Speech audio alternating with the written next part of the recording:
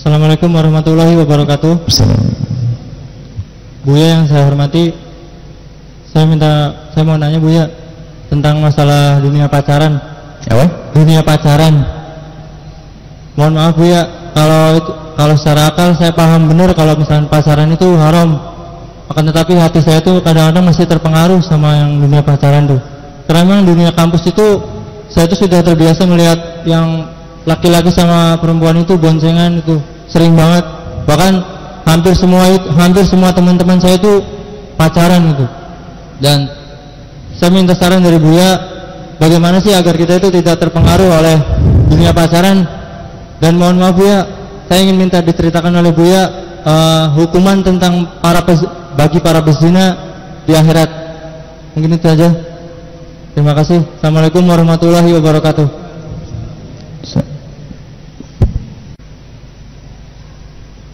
Bismillahirrahmanirrahim. Pertanyaan yang baik sekali, yang bagus sekali, dan itu adalah pengakuan yang sesungguhnya, bukan pengakuan dari penanya. Adalah semua manusia punya perasaan seperti itu. Kita bukan batu, tapi Allah ciptakan kita adalah punya hati, dan Allah pun juga ciptakan manusia berpasang-pasangan, dan fitrah adalah cenderung kepada pasangan.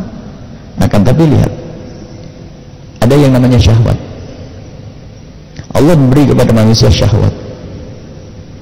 Akan tapi bersama Allah beri syahwat, Allah pun juga beri saluran-saluran untuk menyalurkan syahwat yang sangat bersih dan mulia, membuahkan kemuliaan. Allah tidak memberikan syahwat lalu tidak diberi jalan keluarnya.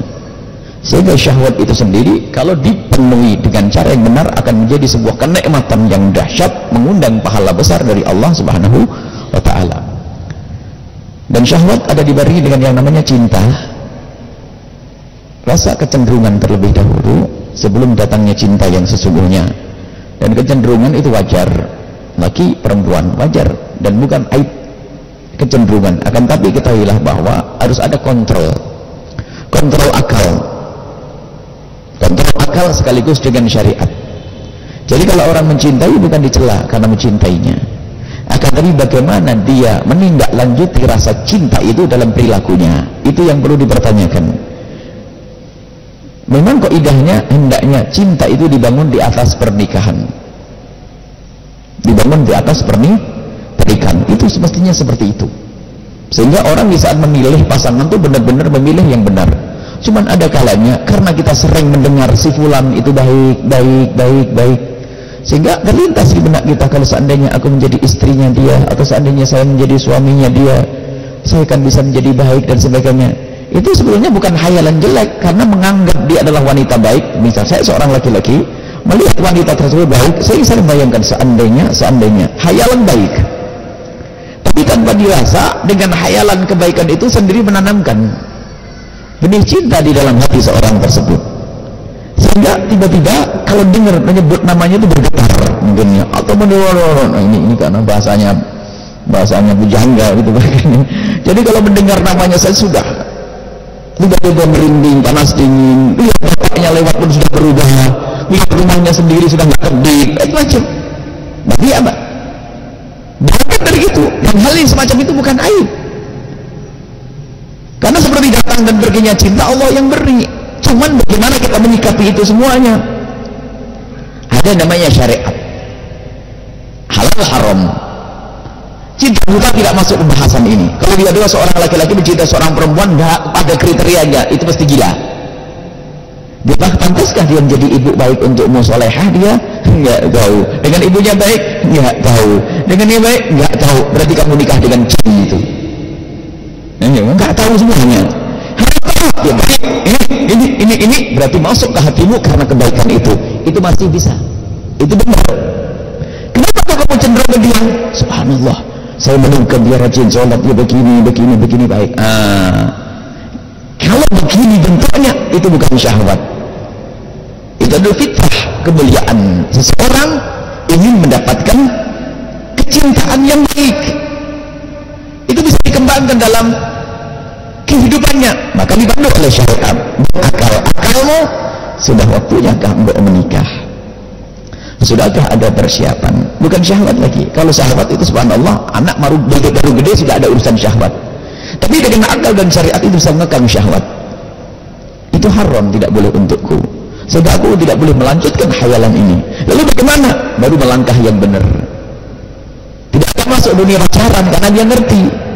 Sebenarnya dia pacaran itu orang main api. Tidak digunakan sama sekali, alasannya apapun.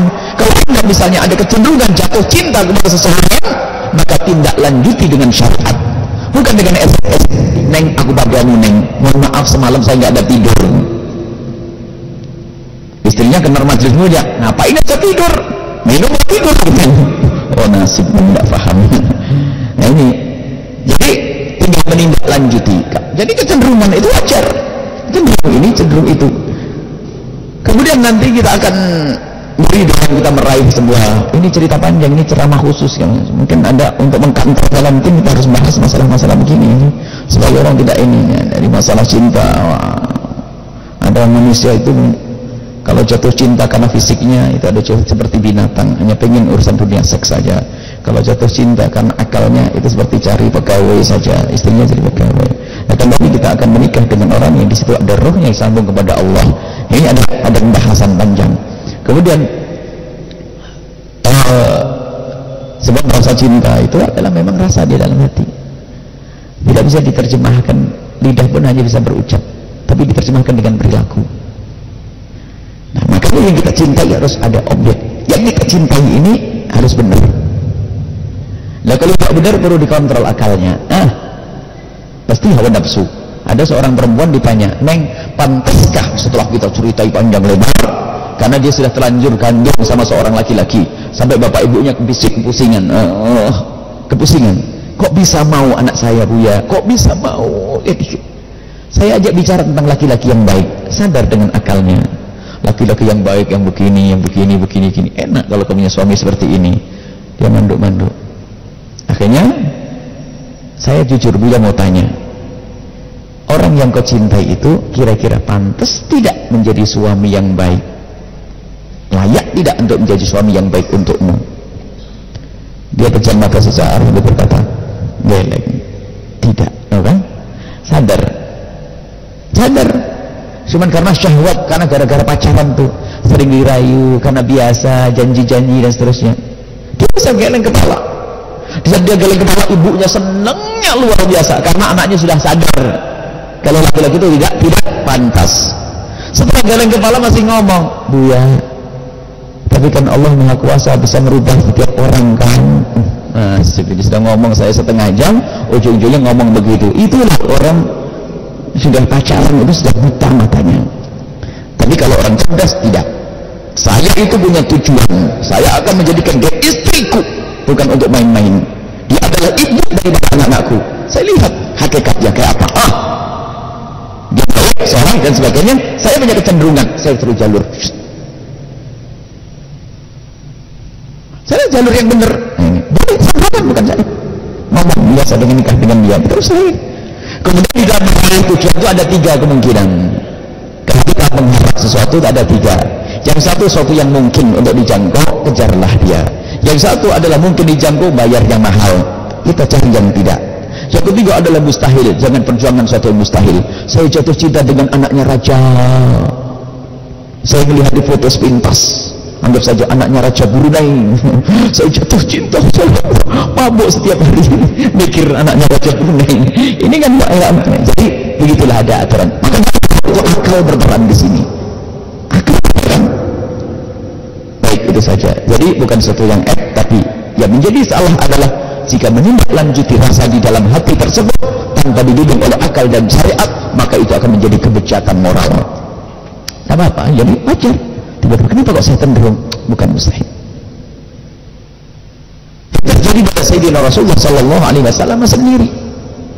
Sayyidina Rasulullah adalah biasa melihat Sayyidah Zainab yang dinikahkan dengan Sayyidina Zaid bin Harithah. Biasa melihat karena dia adalah kerabatnya, tidak ada perasaan sama sekali dan senyum. Tapi suatu ketika setelah Sayyidina Zaid dicerai, Allah titipkan hati dia, titipkan di Rasulullah SAW kecenderungan. Tiba-tiba Nabi Muhammad melihat Sayyidah Zainab beda, tidak seperti sebelumnya, karena Allah titipkan di hatinya. Tapi tidak melakukan kemesuman langsung ternyata sudah dinikahkan oleh Allah Subhanahu wa taala. Maksudnya sudah diizinkan oleh Allah untuk menikahinya. Jadi kecenderungan melihat siapa saja manusia normal. Kalau sudah ada kecenderungan nggak normal. Tapi ingat, kita punya akal, makanya perlu namanya pendidikan. Baik, itu saja insyaallah. Semoga Allah Subhanahu wa taala menjauhkan kita dari salah langkah di dalam mengemban atau cinta ini ya. Salah mencintai, salah menerjemahkan cinta juga bermasalah.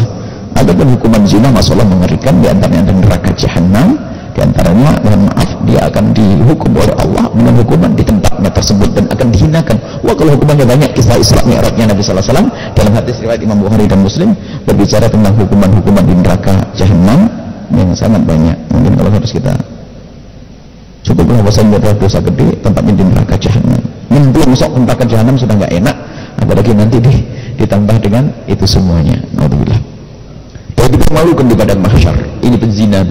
Semua orang tahu ini berzina. Maka dari itu, sebelum datang ajal kita, siapapun yang pernah berzina, tobatlah kepada Allah biar tidak tampak lagi dosa itu. Ingat, siapapun yang pernah terjerumus dalam zina, segera kembali kepada Allah. Tobat, kata Ibu Binabdi kemana dendalah. Kalau sudah orang bertobat, Allah hapus dosa itu. Di padang mahsyar tidak akan kelihatan dosa. Di padang mahsyar tidak kelihatan dosa. Tapi kalau orang masih menikmati dengan dosa tersebut, mati dalam keadaan dia belum tobat, akan terlihat dosa-dosa itu nanti di saat di padang mahsyar, di saat di jahanam. Baik, ini saja.